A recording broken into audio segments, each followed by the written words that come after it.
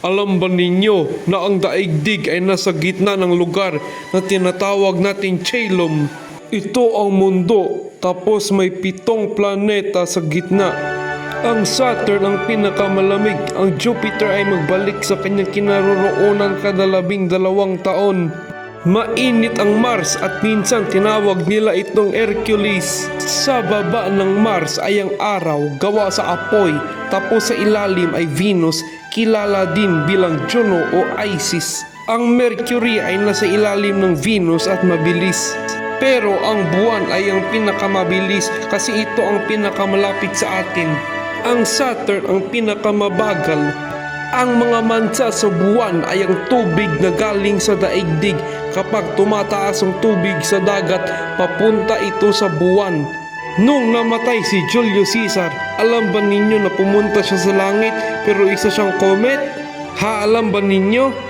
Ito ang haligi, sumipsip ito ng tubig at para siyang ulap na nakakatakot.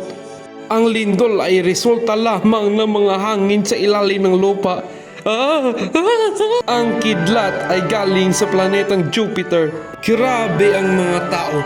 Pwedeng mabuhay kahit matamaan ng kidlat. Tapos malaman mo ano ang nasa hinaharap niya kapag tuklasin mo ang sugat niya. Walang ahas sa isla ng Ebusos dahil ito sa lupain ng isla. Ang Italia ang pinakamagandang bansa. Tapos ang mga taong Ceres ay may pulang buhok at bughaw na mata.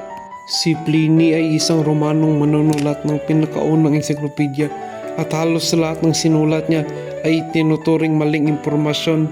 Marami pa siyang sinasabing mali katulad sa mga series o insect na sabi niya matangkad o bughaw ang mata o ang kidlat ay galing sa planetang Jupiter, pero marami pa siyang sinabi at hangal ito masyado. Handa na ba kayo? Ang mga Spartans ang umiimbento ng pang-aalipin. Ang elepante ang pinakamalaking hayop sa daigdig. Makaintindi siya ng wika ng bansa niya. May respeto siya sa bituin. Sa gubat ng Mauretania, tuwing new moon, pumunta ang kawan ng mga elepante sa ilog ng Amilo.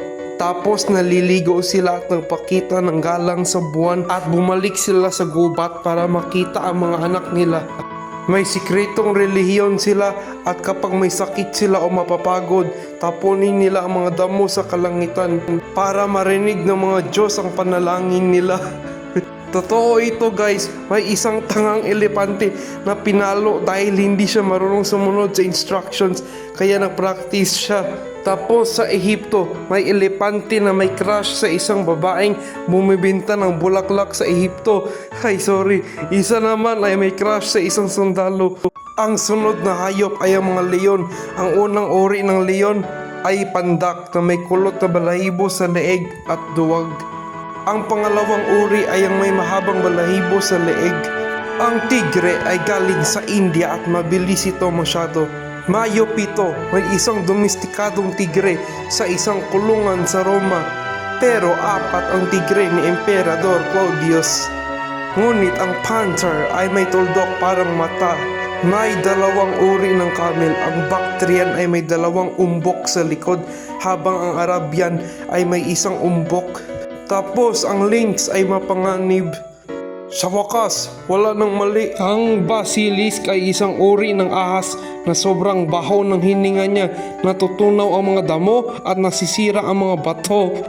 May isang gago na gamit ng sibat niya. Tinusok niya ang basilisk at ito'y namatay.